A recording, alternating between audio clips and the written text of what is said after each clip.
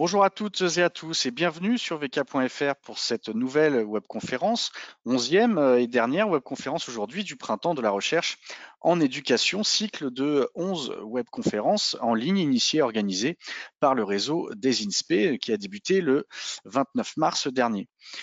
Ce cycle arrive à son terme le 31 mai 2020, date à laquelle une table ronde virtuelle sera organisée pour clore ce printemps de la recherche. La thématique de cette édition 2021 est développer l'esprit critique des élèves, enjeu pour la formation des enseignants et personnels d'éducation. Alors au cours de cette webconférence, je vous rappelle, maintenant vous en avez l'habitude, vous pouvez poser vos questions en direct aux intervenants via la fenêtre chatée qui se situe à droite de votre écran dans la petite interface de notre logiciel de diffusion. Profitez pleinement de cet espace et de cette possibilité d'interaction en direct avec nos intervenants. Ce 11e et dernier rendez-vous du printemps de la recherche en éducation a pour intitulé aujourd'hui « Comment développer une attitude critique chez les élèves, réflexions et propositions pour la formation du corps enseignant dans le cadre de la discipline du français ». Pour nous en parler, nous avons le plaisir d'accueillir Madame Marion Sauvert. Vous êtes professeure agrégée de didactique du français à l'Université Laval de Québec, au Canada. Madame Marlène Lebrun, vous êtes professeure en littérature et sciences de l'éducation, chercheur associé au laboratoire interdisciplinaire de recherche en didactique, éducation et formation de l'Université Paul Valéry à Montpellier. Et Madame Martine Jacques, vous êtes maîtresse de conférences en littérature française à l'INSPE de Bourgogne. Vous serez la modératrice de cette conférence. C'est donc vous qui recevrez les questions du public en direct. Merci au réseau des INSPE d'avoir choisi VK comme partenaire. Je vous souhaite une très très bonne web conférence. Madame Jacques, je vous laisse la main, c'est à vous.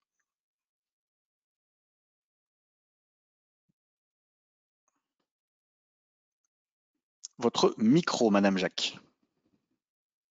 Eh bien, je laisse immédiatement la parole à mes collègues que je suis ravie d'accueillir et d'écouter dans le cadre de cette conférence. Je serai attentive aux questions qui seront posées. J'essaierai de les synthétiser au mieux. Et je vous donne la parole, Marion et Marlène. À vous. Bonjour à tous, ça me fait très plaisir de vous rencontrer virtuellement.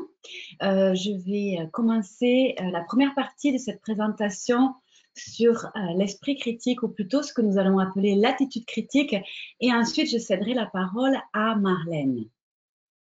Alors la question que nous allons aborder ensemble aujourd'hui, c'est comment développer une attitude critique, réflexive et éthique. On va voir que ces trois termes ne sont pas synonymes chez les élèves et les futurs enseignants que nous considérons comme des sujets, lecteurs et scripteurs en didactique du français et de la littérature.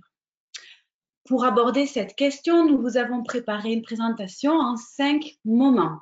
Tout d'abord, nous allons revenir sur ce qu'est l'attitude critique. Ensuite, je vais vous parler de l'enseignement de la littérature dans le but de former des sujets réflexifs et j'illustrerai mon propos avec une recherche que je viens de mener sur le débat interprétatif.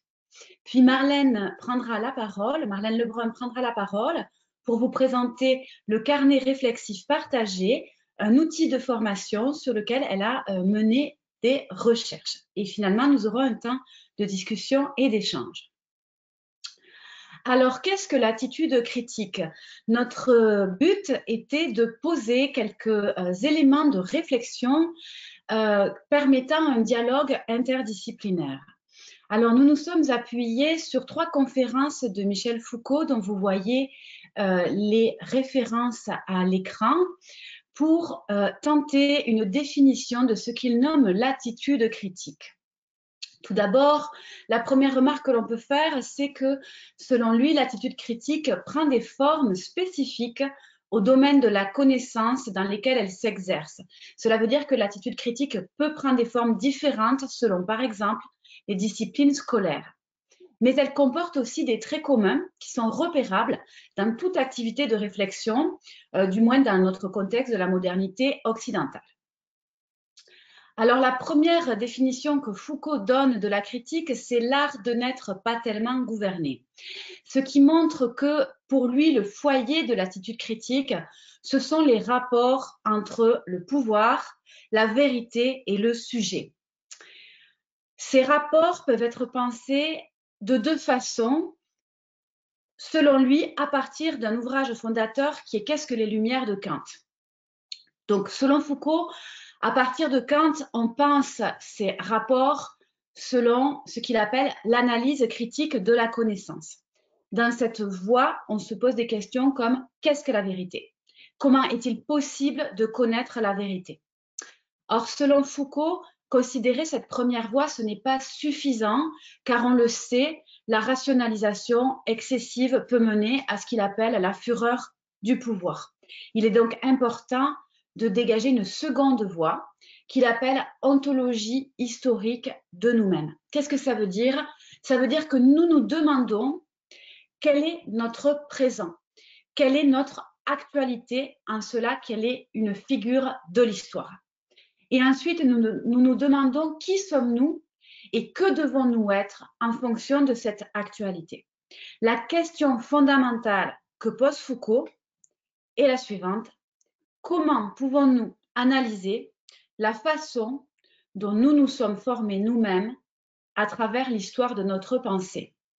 Et quand il dit penser, il précise bien qu'il ne s'agit pas seulement de la pensée rationnelle ou de la réflexion philosophique, mais bien de l'ensemble de nos conduites, de nos actions, de nos valeurs et du sens que nous leur donnons. Alors cette question, il faut nous la poser en tant que chercheur, en tant que formateur, en tant qu'enseignant, pour espérer amener nos élèves à se la poser aussi. Elle se traduit selon 4 relations que nous allons synthétiser qui vont guider notre propos. Tout d'abord, la relation à la vérité, c'est-à-dire la relation dans laquelle nous nous constituons comme sujet de connaissance. Ensuite, il y a la relation au pouvoir dans laquelle nous nous constituons comme des sujets qui agissent sur les autres, mais qui sont aussi agis par eux. Et troisièmement, la relation éthique dans laquelle nous nous constituons comme des sujets de notre action morale. À ces 3 relations, nous ajoutons la relation esthétique, dans laquelle nous nous constituons comme des sujets d'une expérience sensible, parce que la relation esthétique est extrêmement importante dans l'enseignement des arts et de la littérature en particulier, puisque c'est notre champ de recherche. Alors, excusez-moi un instant, je vais juste faire un petit... Voilà, parfait. Je vous parle donc maintenant de l'enseignement de la littérature dans la visée du développement d'une attitude critique. Et on va voir, pardon, et on va voir en quoi la littérature est spécifique pour développer l'attitude critique. Tout d'abord, vous le savez, la littérature, c'est un ensemble de discours. Or, ces discours relativisent la prétention à la vérité d'autres discours de la connaissance, comme celui de la loi, de la religion ou des sciences. Comme ensemble de discours, la littérature reconfigure des situations humaines qui sont complexes, de manière polyphonique, en faisant entendre plusieurs voix, et de manière polysémique, en donnant à élaborer plusieurs significations des situations, sans forcément aplanir les controverses morales ou éthiques. Pensez à Antigone ou à Dostoïevski. La littérature, c'est aussi un ensemble de pratiques qui sont langagières, lire, écrire, parler. Or, ces pratiques problématisent le rapport des sujets lecteurs, donc de nos élèves par exemple, à leur propre situation historique, c'est-à-dire à leur situation géographique, culturelle, linguistique, sociale, etc. Et finalement, la littérature, surtout dans la classe, c'est un ensemble d'interactions.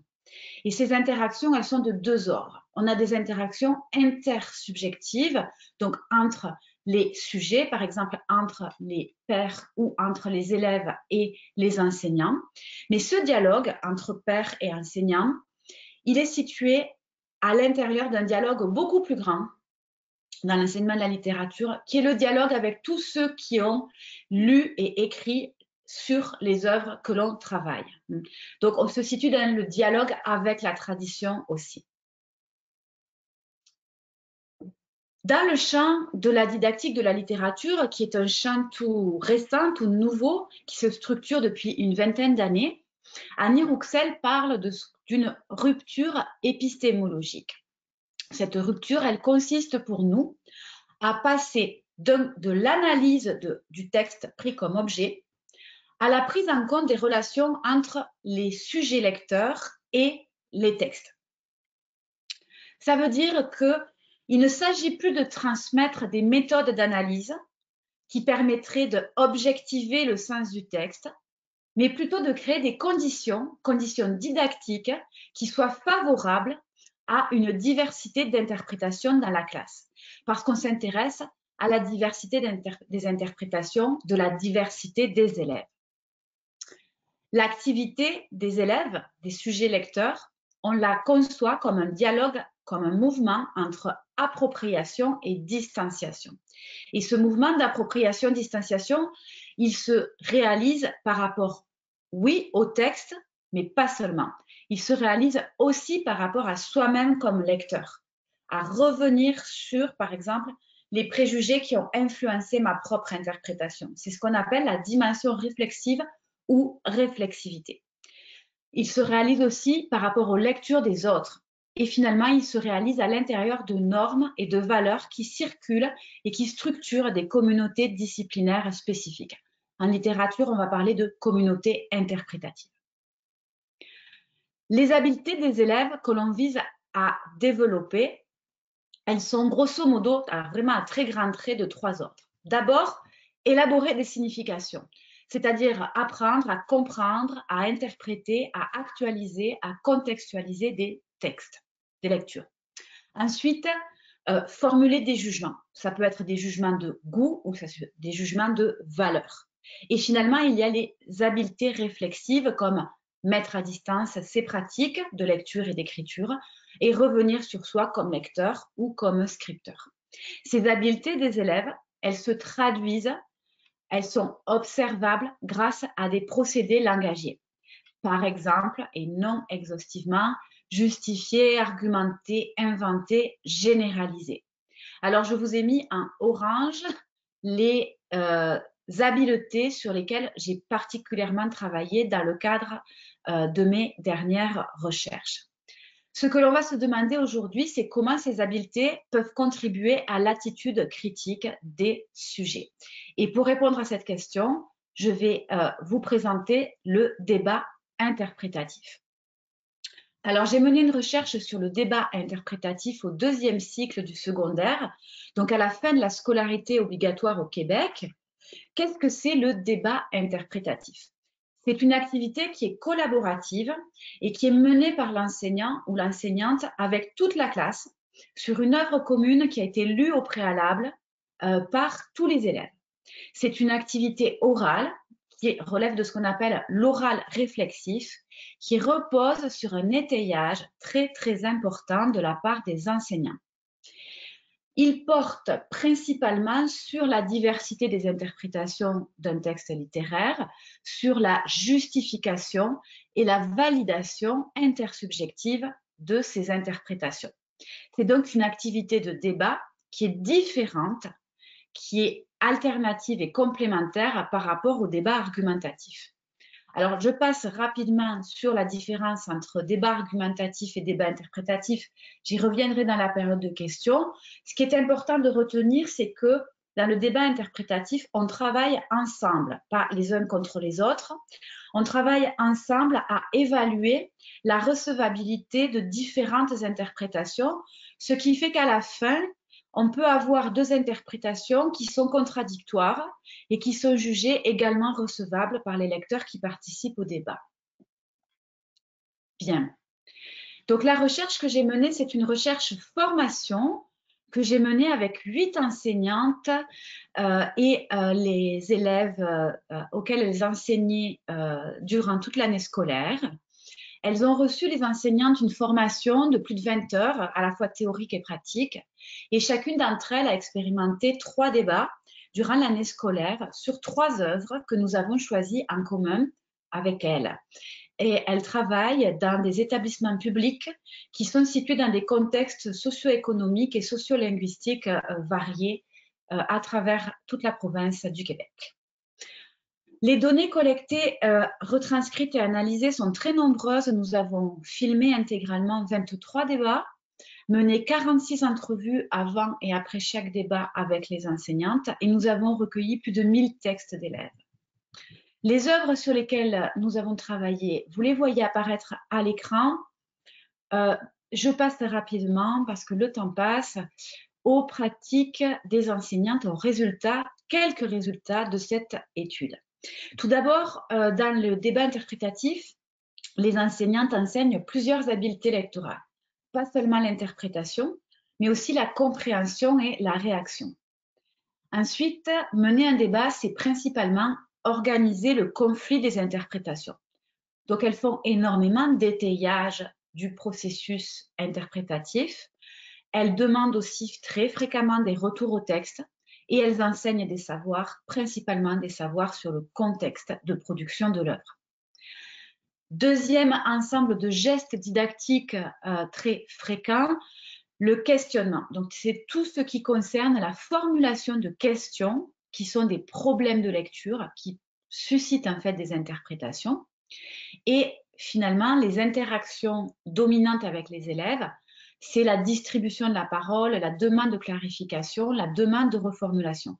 Donc, ce qui est intéressant et important, c'est que les enseignantes ne reformulent pas elles-mêmes les propos des élèves, elles demandent aux élèves de clarifier, de reformuler eux-mêmes leurs propos. Et ça a une incidence sur les habiletés langagières des élèves. Ensuite, elles vont réguler la diversité des interprétations, c'est-à-dire qu'elles vont donner des rétroactions positives et négatives sur la validité des interprétations. Les élèves, quant à eux, développent plusieurs habiletés. Logiquement, ils développent la compréhension, l'interprétation et la réaction. 3 habiletés qui sont étayées par des processus justificatifs. Et donc, on voit que les élèves justifient ou illustrent plus de 2/3 de leurs interprétations pendant les discussions à l'oral avec leurs enseignantes et leurs pairs. Les élèves apprennent aussi à revenir adéquatement au texte.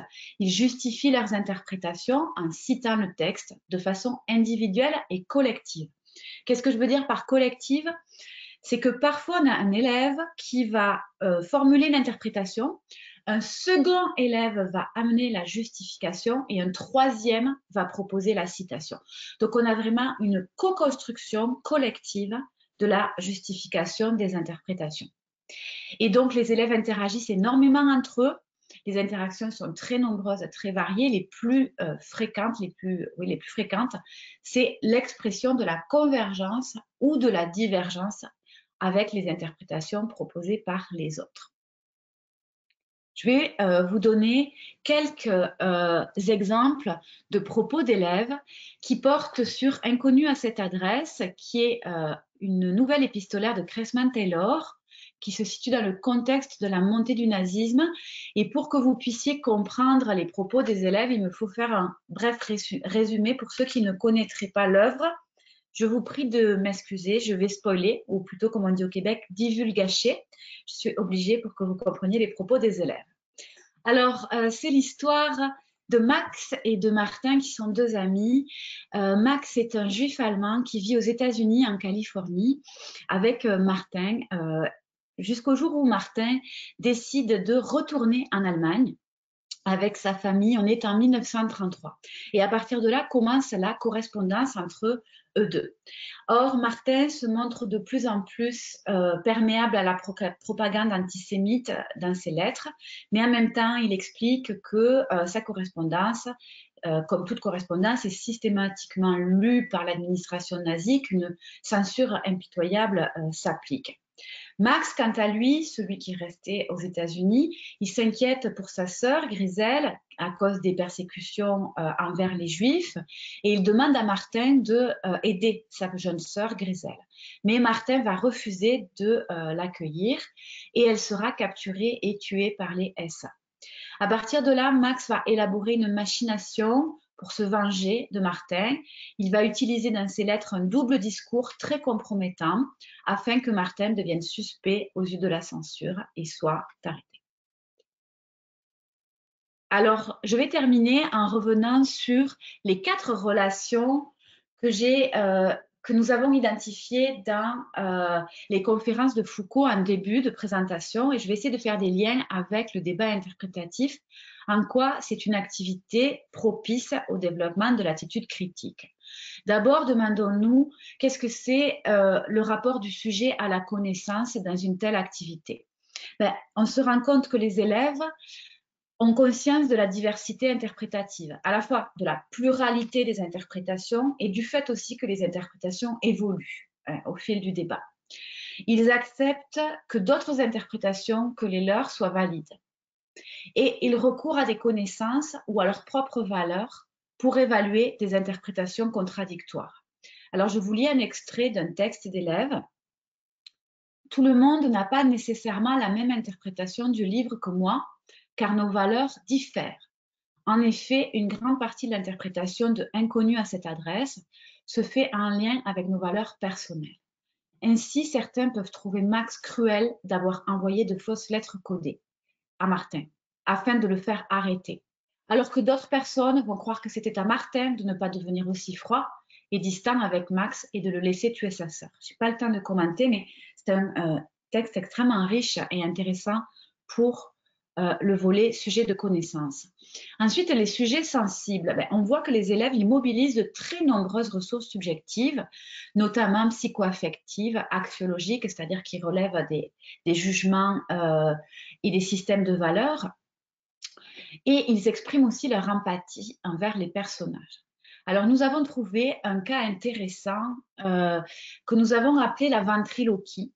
C'est quand les élèves parlent au jeu, mais pas d'eux-mêmes. Ils font parler le personnage au jeu. Donc, ils parlent au jeu, mais comme s'ils étaient le personnage. Alors, on appelait ça la ventriloquie. Par exemple, un élève qui se met dans la peau de Martin et qui dit « Je pense qu'il voulait essayer de décourager Max de lui réécrire, puis de se détacher de la réalité en se disant « Non, ça serait arrivé pareil. C'est pas de ma faute. Ça s'est passé comme ça, c'est pas ma faute. Ça se serait passé comme ça, pareil. » Donc, on voit, il fait parler le personnage. C'est pendant le débat, ça. Plusieurs élèves font ça. Mais les élèves sont aussi capables de mettre à distance cette identification empathique avec les personnages. Par exemple, personnellement, quand je lis un livre, j'essaie toujours de me mettre à la place des personnages qui vivent les actions. J'ai l'impression que faire cela aide à comprendre les émotions et les façons de penser des personnages. Troisième relation, le sujet interagissant, dans lequel les élèves, on le voit, apprennent à se connaître comme lecteurs et à reconnaître l'apport des autres, très important, et ils s'engagent aussi dans une controverse qui est constructive et qui est régulée. Alors, par exemple, un élève parle de l'influence d'un autre élève. L'élève 9, lors de la question à propos de si Max était un bourreau ou non, a proposé que Martin était seulement une victime, car il n'aurait rien pu faire pour aider Griselle. J'ai reconsidéré mon interprétation à ce moment-ci et cela m'a amené à revérifier dans le livre. Ou encore, je n'ai pas vraiment appris autre chose sur moi en tant que lecteur, mais j'en ai appris beaucoup sur mes camarades et leur façon de penser lorsqu'ils débattent. On a laissé toutes les erreurs d'orthographe. J'ai corrigé aucune erreur d'orthographe dans les textes d'élèves. Alors que je cherche le plus possible à être l'avocat du diable, afin de rendre le débat plus intéressant. C'est un élève qui essaye en fait de toujours donner une interprétation contradictoire en dépit de la sienne. Bon. La plupart m'ont suivi dans mes machinations au point de me convaincre, grâce à mes propres arguments, que Martin n'était pas le bourreau. Et donc, il a quand même finalement beaucoup évolué. Et finalement, sujet éthique. Comment les élèves apprennent à nuancer leur compréhension de situations humaines qui sont complexes, notamment en formulant et en répondant à des questions éthiques sur le mode du possible. Alors, je vais vous lire seulement la deuxième, parce que j'ai plus de temps. Peut-être comment j'aurais réagi à l'influence de toute l'idéologie avec les nazis puis tout, admettons. Martin, lui, a réagi vraiment, il a vraiment appliqué ça, puis il est devenu un peu dans cette idéologie-là. Puis ben, comment nous, on aurait réagi face à ça? Est-ce qu'on se serait retiré? Est-ce qu'on aurait respecté nos valeurs ou on aurait fait comme lui pour protéger notre famille? On aurait. Alors je vous laisse sur cette question éthique posée par un élève. Et je passe la parole à Marlène.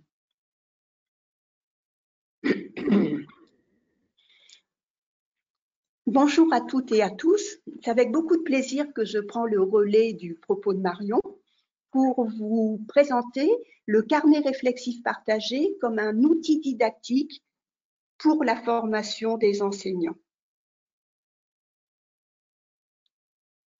Nous partageons le même diaporama et c'est Marion qui continue à avoir la main sur le diaporama où on avait peur d'avoir quelques problèmes techniques. Donc parfois vous aurez des petits problèmes de transition, je vous prie de m'en excuser.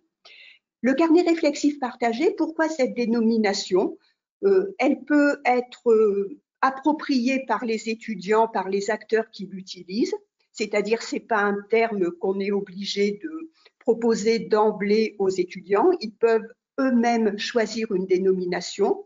Le terme de carnet, pour éviter peut-être une connotation trop scolaire avec celle de cahier, on retrouve le terme de réflexif dont a parlé Marion et dont je parlerai également. Et puis surtout, c'est un carnet partagé parce que c'est un carnet d'écriture qui a pour vocation d'être lu et d'être commenté par les pairs de la communauté de formation. Il vise le développement de la pensée critique et réflexive des étudiants qui sont en formation au métier de l'enseignement. Alors, son origine, vous verrez que ce n'est pas un portfolio que nombre d'entre vous, je suppose, utilisez en formation. Comme didacticienne de la littérature, j'ai été fortement influencée par le journal de lecture dialogué, par les carnets de lecteurs. À l'origine, c'est le Wisponge Journal qui a été développé dans les années 80 par les chercheurs anglo-saxons et qui a permis de faire vivre ce dont vient de parler Marion, c'est-à-dire le débat interprétatif, et de le fonder. Si Marion a proposé un travail à l'oral, le Wisponge Journal, le journal de lecture dialogué, permet de travailler le débat interprétatif à l'écrit. Je me suis appuyée sur des données de recherche qui ont été collectées sur 3 expérimentations, 3 recherches, actions, formations, de 2005 à 2020, et 3 espaces différents, le Québec, la France et la Suisse. Donc vous trouvez les appellations correspondant, université, ex-IUFM, aujourd'hui INSPE, et HEP, Haute École Pédagogique en Suisse.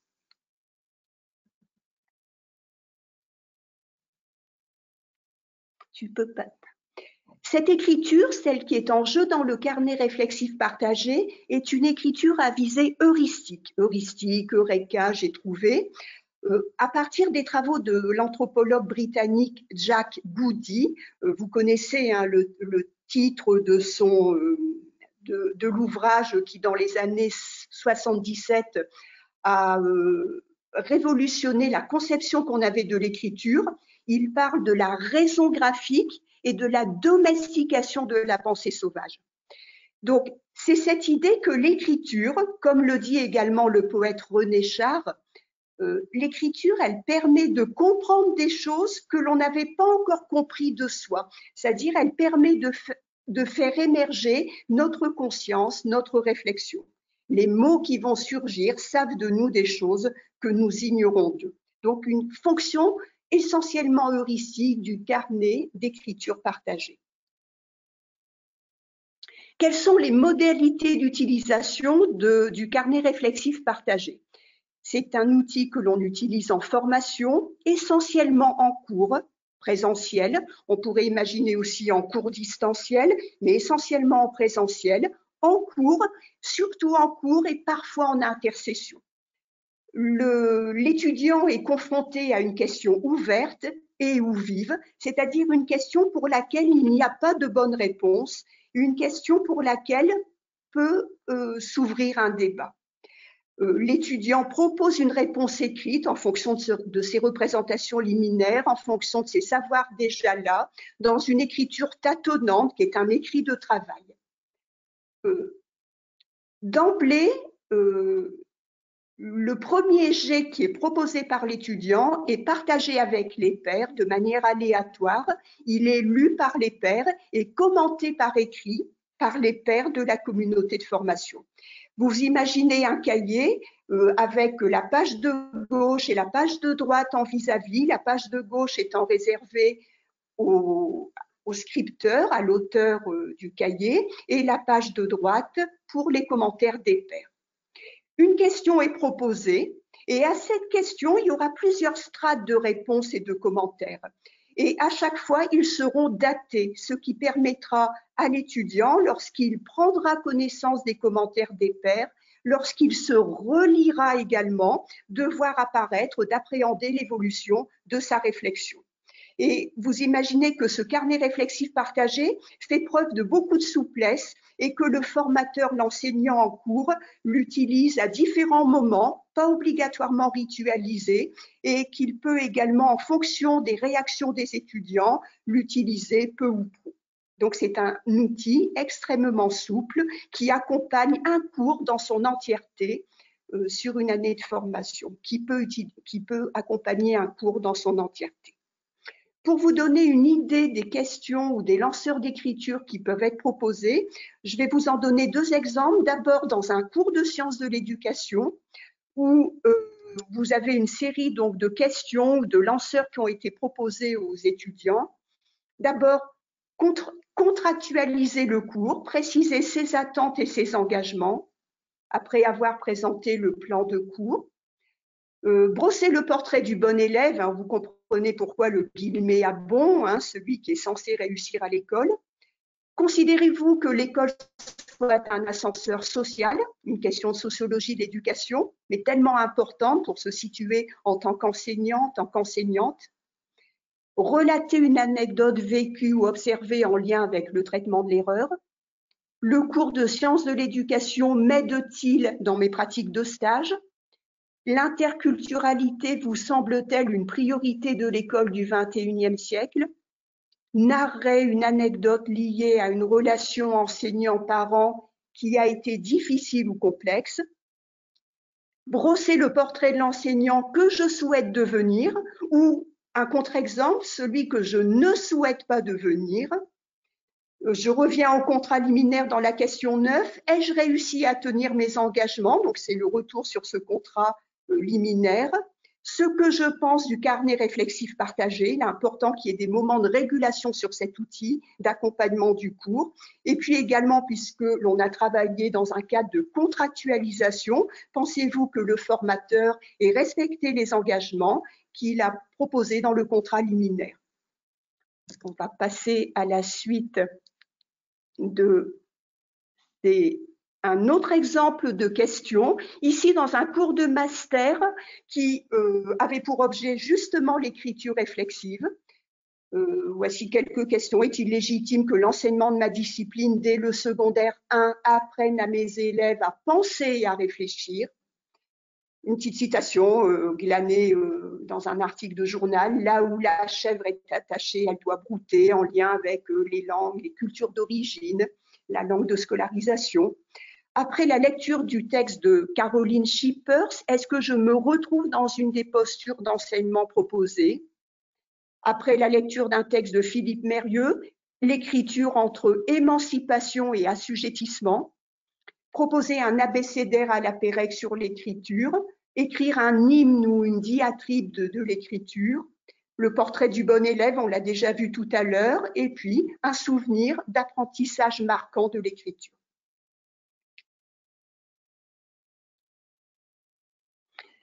On retrouve des questions, le portrait de l'enseignant que je souhaite devenir.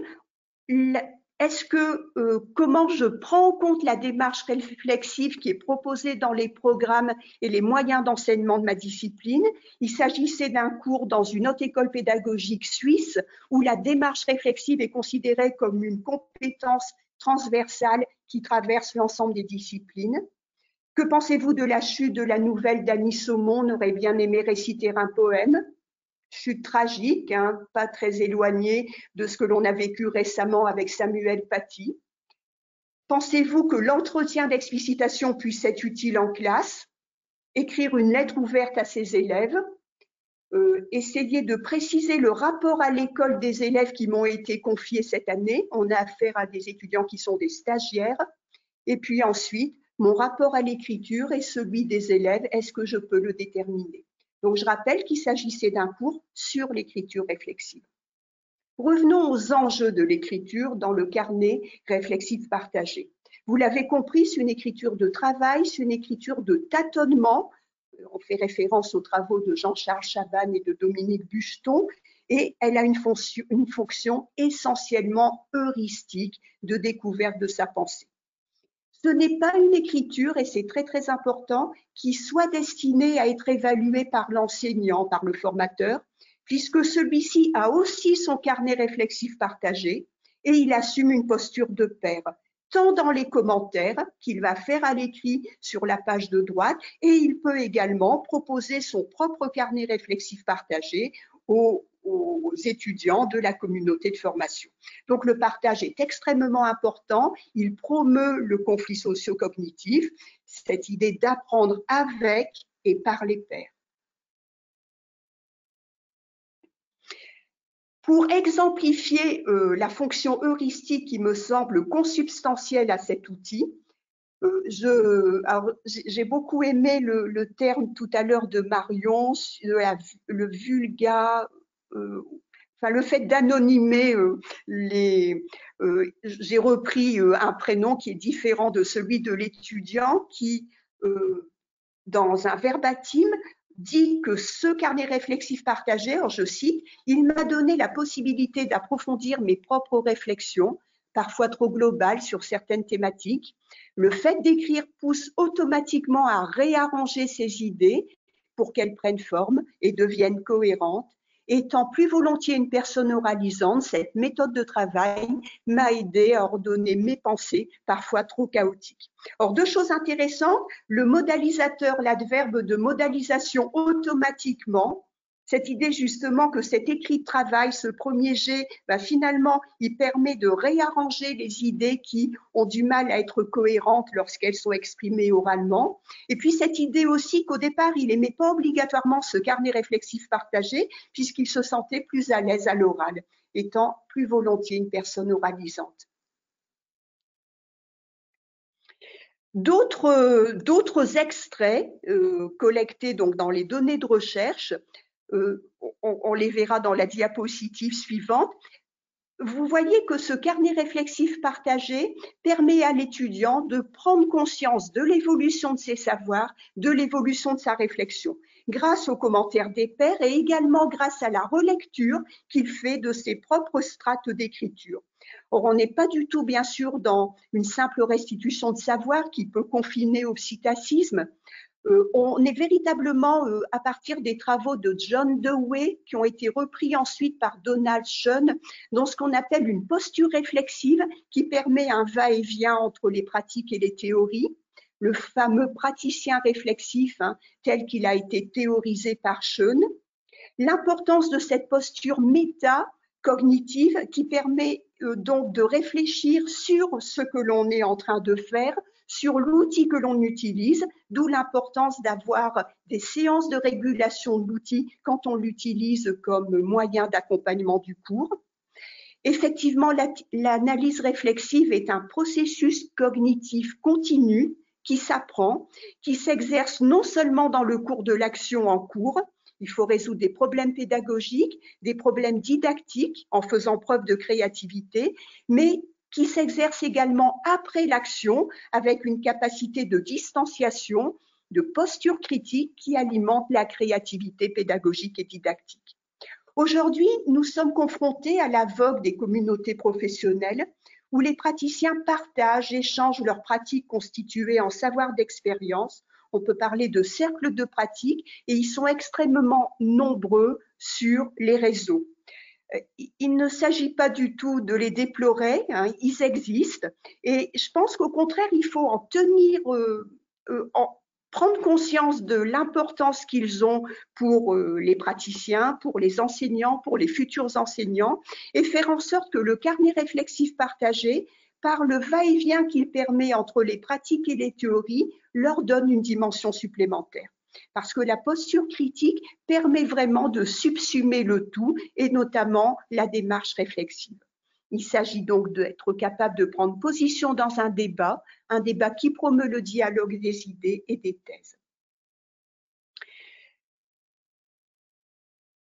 Je prends conscience des différentes thèses et des théories en jeu grâce à l'écriture du carnet réflexif partagé. J'apprends à distinguer les savoirs et les croyances, les vérités et les opinions.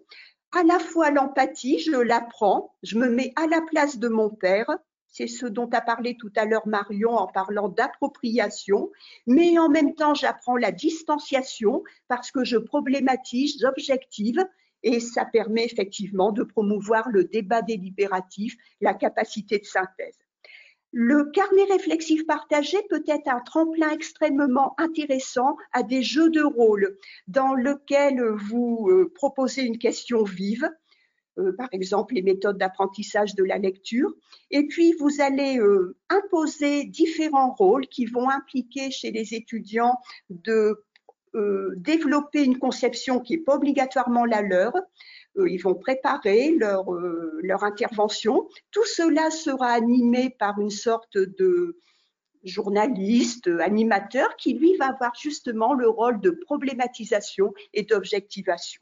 Et le jeu de rôle donne de la concrétude, si je peux me permettre ce néologisme, au carnet réflexif partagé. Et ça, en cours, ça donne des moments extrêmement intéressants où les étudiants prennent conscience de l'importance des questions vives d'éducation, de didactique du français. Il s'agit véritablement de s'autoriser à penser. Dans autoriser, il y a aucteur, il y a l'auteur. Quelle que soit ma légitimité, il faut que je m'autorise à penser. Et voyez cet extrait d'un verbatim d'étudiante qui dit à propos de l'outil, ça m'a permis de connaître l'avis de mes pairs sur les grandes questions que pose et que se pose l'école aujourd'hui.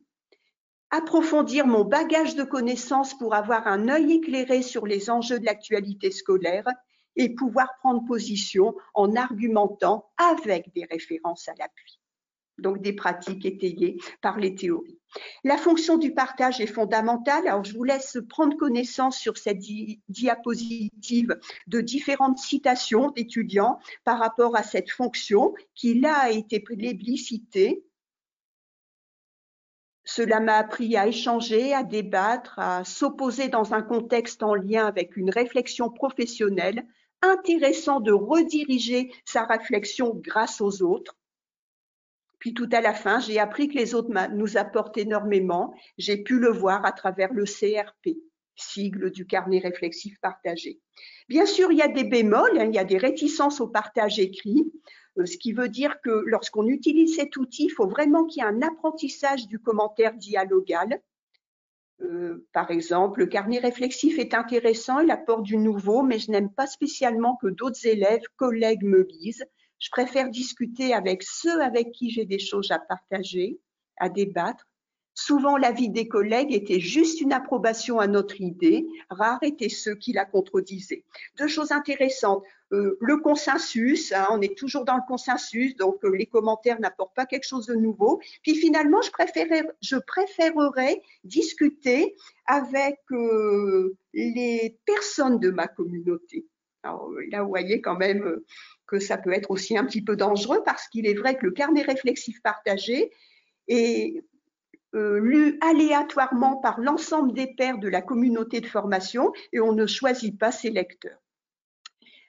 Les recherches ont montré que à peu près 10% n'apprécient pas le carnet réflexif partagé parce qu'ils sont frustrés, parfois par rapport à la difficulté à s'exprimer à l'écrit. Or, vous allez dire pourquoi l'écrit, on pourrait le faire à l'oral, mais lorsque vous avez un nombre d'étudiants particulièrement important, ça permet véritablement à chacun de construire sa réflexion, alors que l'oral, permet à très peu d'étudiants de prendre la parole pendant un cours.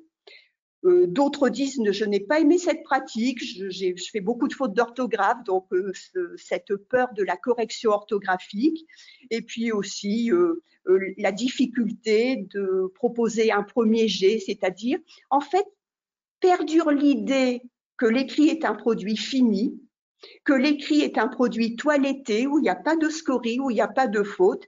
Donc on voit bien que l'écriture est beaucoup plus envisagée comme un produit qu'un processus.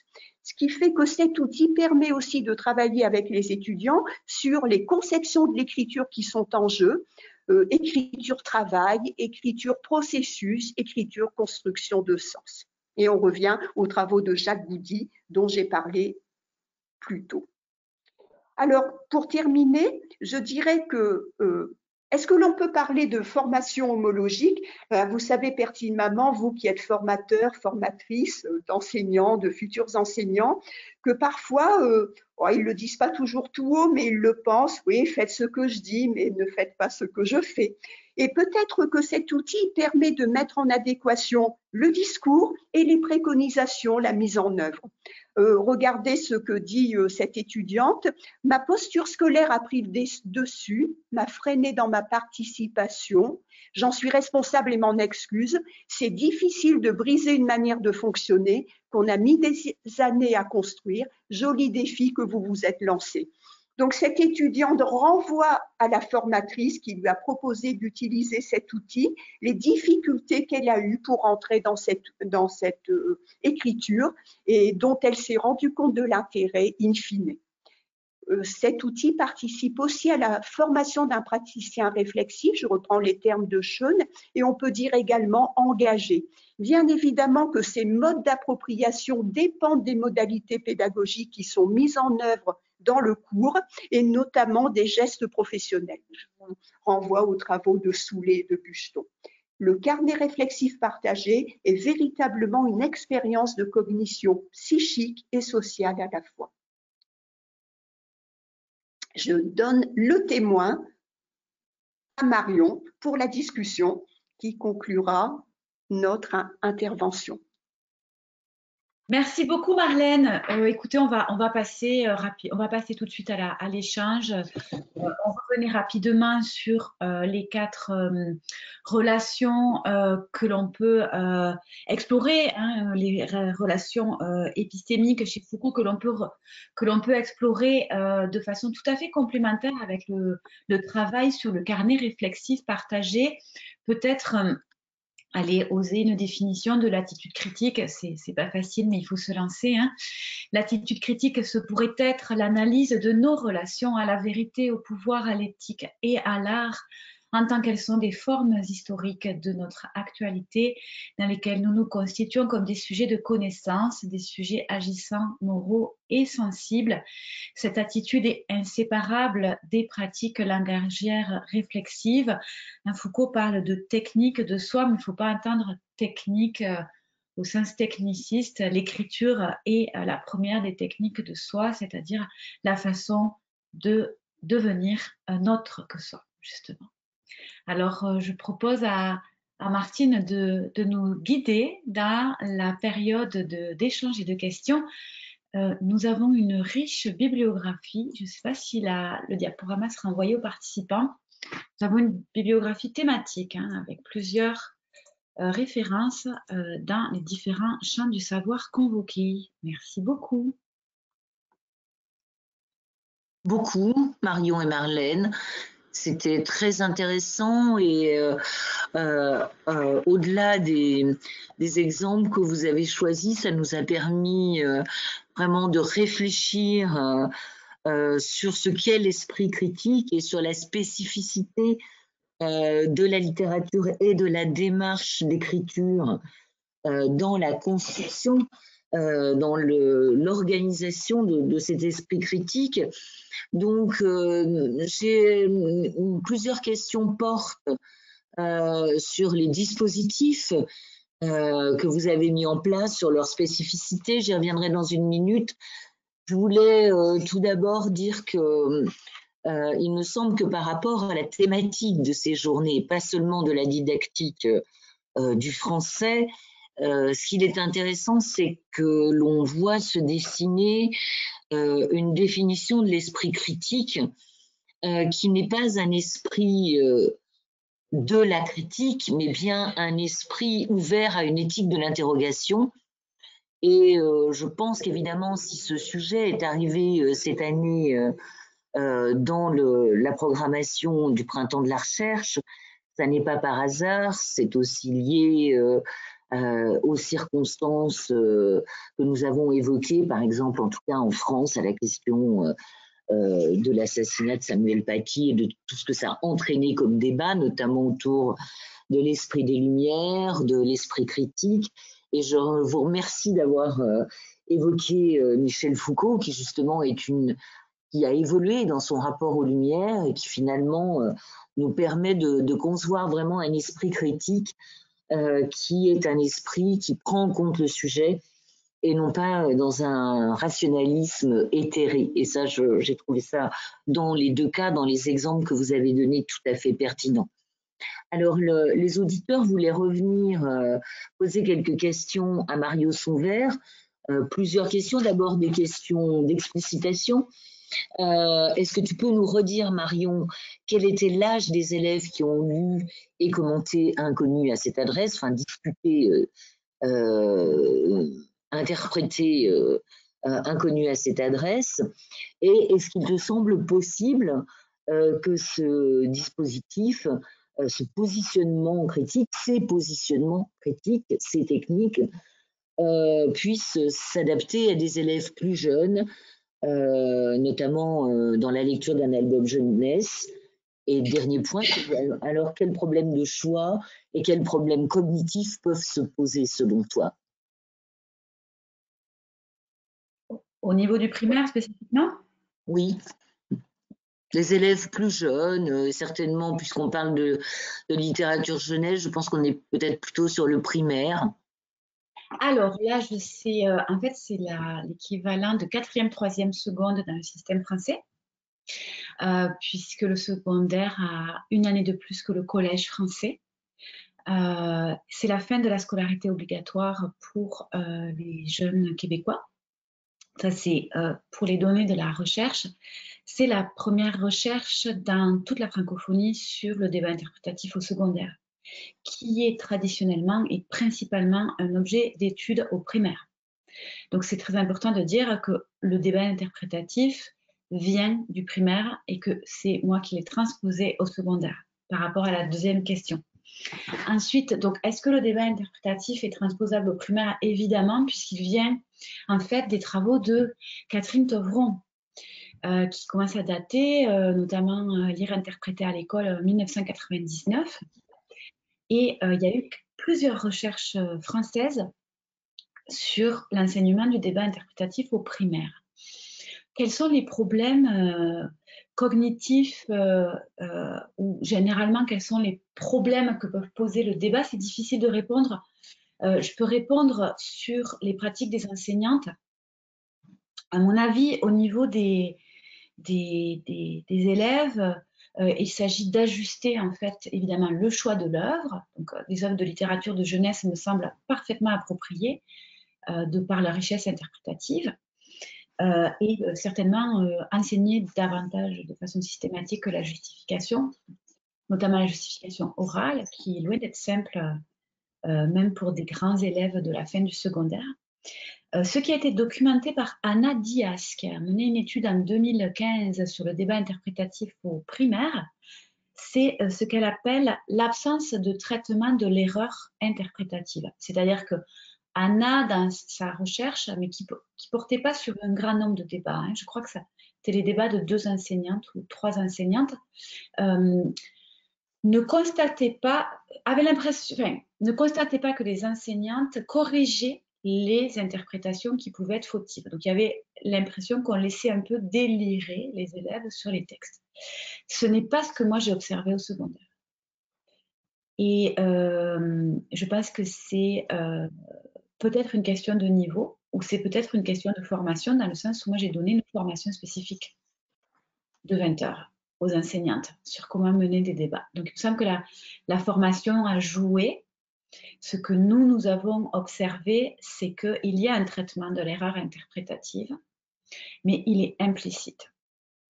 C'est-à-dire qu'une enseignante ne va jamais dire explicitement à un élève ton interprétation n'est pas bonne, parce qu'elles vont déployer ce qu'on appelle un geste éthique de tact, et on est encore dans l'éthique, mais dans l'éthique de l'agir enseignant cette fois, le tact, qui vise à sauver la face de l'élève qui se risque à interpréter. Donc, elles vont invalider les interprétations par le conflit des interprétations en demandant « Vous êtes tous d'accord? N'y aurait-il pas une interprétation en contradiction avec celle-ci, etc. » Et dans les échanges entre pairs, les interprétations vont être régulées de façon implicite. Alors ça, c'est sûr qu'au primaire, en termes d'étayage de la part des enseignants, c'est assez exigeant. Merci Marion.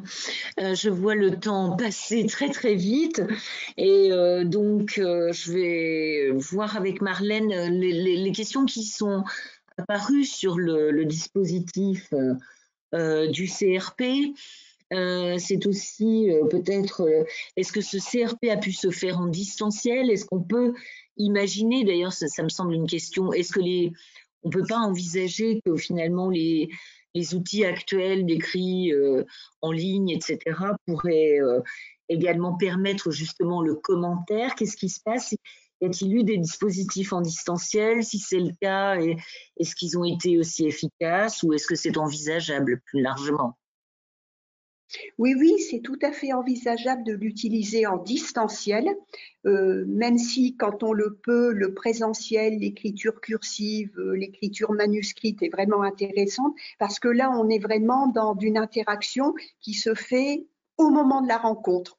Alors que dans le distanciel, il y a quand même un moment de différement qui va rendre l'écriture moins heuristique, me semble-t-il. Mais je connais par exemple dans le français aujourd'hui des... Je suis désolée, c'est chez moi que ça sonne, mais je ne peux pas déconnecter la sonnerie de la porte d'entrée. Je suis désolée. Donc, je continue. Dans le français aujourd'hui, il y a eu un excellent article de Sana Bassitoum et de Valérie Rillon qui ont montré comment des élèves marocains et suisses ont collaboré dans un carnet réflexif, dans un journal de lecture dialogué, on peut dire, là, puisque c'était sur une œuvre de littérature qui était L'œil du loup de Pénac. Et justement, l'article met en évidence les réussites, les difficultés selon les cultures. Et parfois, on est surpris. Voilà, les attentes des élèves des uns sont différentes par rapport aux attentes des autres. Donc, c'est tout à fait un outil qu'on peut utiliser, bien évidemment, en distanciel, en le cadrant.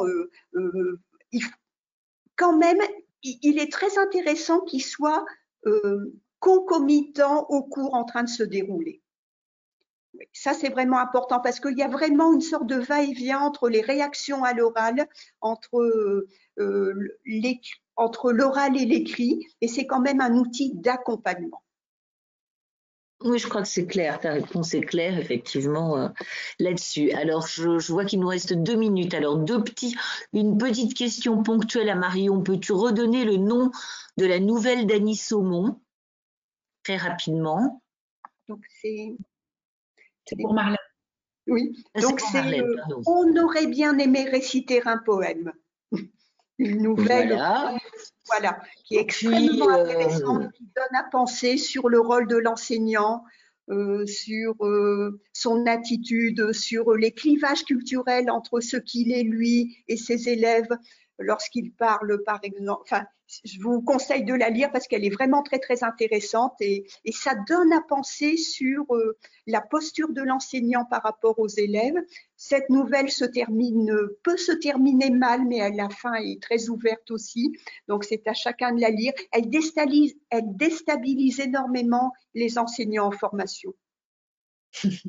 Merci Marlène. Je voulais juste rajouter, je ne sais pas si tu auras le temps de répondre, mais la question qui se pose aussi, que se posent nos auditeurs actuels, c'est la possibilité de le travailler en interdisciplinarité. Ce cahier, c'est-à-dire également pour des stagiaires dans d'autres disciplines. Il me semble que la question, là, on est moins dans la spécificité de la littérature, peut-être plus dans la question de l'écriture et que c'est tout à fait transposable. Tout à fait, quelle que soit la discipline. Alors, je l'ai utilisé dans des espaces très différents, le Québec avec 150 étudiants en amphithéâtre, des petites sections en France, en Suisse également, dans des disciplines différentes, sciences de l'éducation, didactique du français, et il est tout à fait transférable à partir du moment où on comprend que c'est un espace de réflexion partagée sur des questions vives, sur des questions d'éducation, d'actualité. Et d'ailleurs, nombre d'étudiants s'approprient cet outil et le travaillent avec leurs élèves, mais en faisant un outil différent. Il y a vraiment une appropriation qui fait que cet outil est adapté à leurs élèves. Des étudiants font même des sujets de master.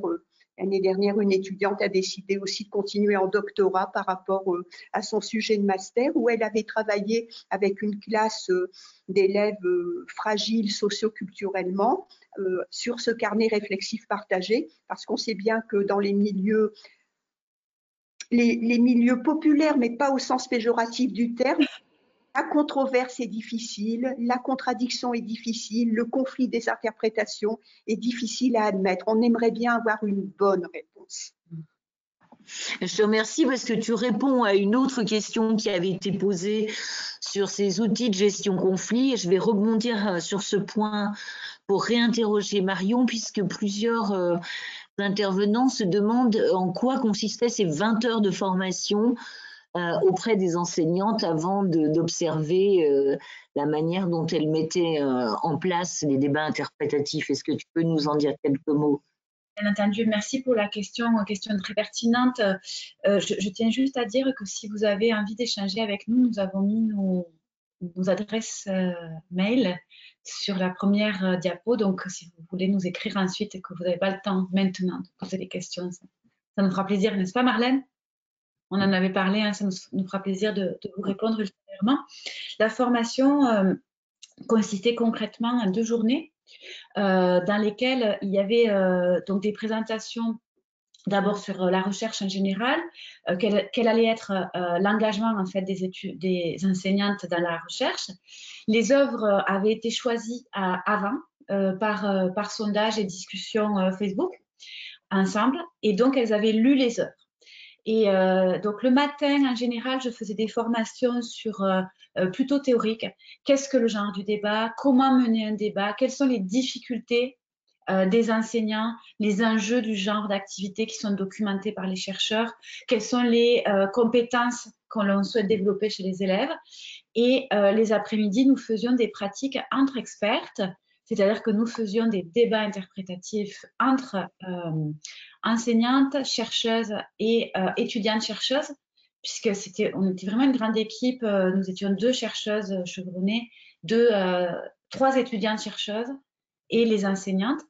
Donc, on pratiquait en fait les débats interprétatifs et ensuite on réfléchissait ensemble aux enjeux de l'adaptation de l'activité en fonction de leur contexte, puisqu'on avait aussi fait un choix militant de travailler uniquement avec des établissements publics et uniquement avec des élèves dans des filières classiques, en fait, régulières. Puisqu'au Québec, on a une éducation à 2 vitesses avec, même dans les établissements publics, des filières d'élite sur certains profils qui ne sont pas du tout représentatives en fait, de la majorité des élèves. Et donc, on avait aussi des milieux qui étaient très variés sur le plan socioculturel et multiethnique. Donc, ça posait des questions spécifiques, notamment pour l'éthique, pour engager sur Incendie de Watching Awad. Donc, on a abordé aussi... Marion, je t'interromps juste parce qu'il y avait une question justement sur Incendie. Parmi l'interprétation, on peut dire qu'une pièce de théâtre appelle à l'interprétation à tous les sens du terme, et notamment à la question de la mise en scène. Est-ce que la mise en scène a été mobilisée dans le débat interprétatif autour de cette œuvre ou non? Alors, certaines enseignantes l'ont mobilisée en amont, puisqu'elles étaient libres de créer les séquences didactiques qu'elles souhaitaient. Nous, on intervenait, on venait en classe pour filmer seulement les débats. Mais je vous dirais que c'est surtout le film, l'adaptation filmique de Denis Villeneuve, qui en plus est un réalisateur québécois et qui a fait une magnifique adaptation cinématographique, qui a été mobilisée en comparaison avec la pièce. Il y a quand même 2 enseignantes qui se sont livrées elles-mêmes à des mises en voix, voire à des jeux. Ce qui est intéressant aussi, c'est que dans la majorité des débats, les œuvres, et pas seulement le théâtre, ont été lues à voix haute par les enseignantes. Ça nous a surpris, parce qu'on pensait que c'était plus une pratique du primaire. Et comme ce sont des œuvres courtes et qui justement suscitent pas mal de questionnements au niveau axiologique, elles ont parfois préféré accompagner la première réception et elles ont donc livré une interprétation vocale, puisqu'évidemment la lecture à voix haute est une forme de l'interprétation. Mm. Eh bien, peut-être que si ces enseignants ont eu la chance de faire un carnet réflexif partagé, ça peut. Voilà, on voit bien qu'il se crée qu'un esprit critique se crée aussi dans la pratique et pas seulement dans, j'allais dire, la théorie critique, mais bien dans la pratique, dans les pratiques. Et je crois vraiment que votre travail ne peut qu'encourager à utiliser de tels dispositifs au sein de la formation et pour nos élèves. Et je vous remercie vivement d'avoir répondu aux questions qui ont été posées par le public. Si vous voulez rajouter une dernière chose ou avant que nous ne concluions cette session, je vous laisse évidemment le dernier mot pour cette journée. Une invitation peut-être le 9 juin. Le 9 juin prochain, nous avons les 22e rencontres des didacticiens de la littérature et le sujet cette année, c'est le sujet lecteur-enseignant. Alors, ça serait un beau prolongement à la discussion d'aujourd'hui. Merci Marion. Marlène, tu veux rajouter un mot? S'autoriser à penser, l'écriture le permet. S'autoriser, on pourrait dire également, voilà, pour faire un jeu de mots. Voilà. Et c'est un plaisir quand on est enseignant, formateur, d'utiliser ce genre d'outils parce qu'on découvre vraiment les étudiants et eux se découvrent aussi, ils osent penser et ils ne sont pas dans le simple psittacisme de restitution des savoirs tels que malheureusement souvent les examens le leur demandent. Ouais. Merci beaucoup. Eh bien, je pense que nous allons pouvoir, je ne sais pas quoi faire, peut-être mettre fin à cette discussion. Je regarde une dernière fois s'il y a des questions auxquelles je n'aurais pas fait preuve. Et puis, voilà. Non, je ne vois plus rien. Eh bien, Célie, peut-être qu'on peut couper. Je ne vous vois plus.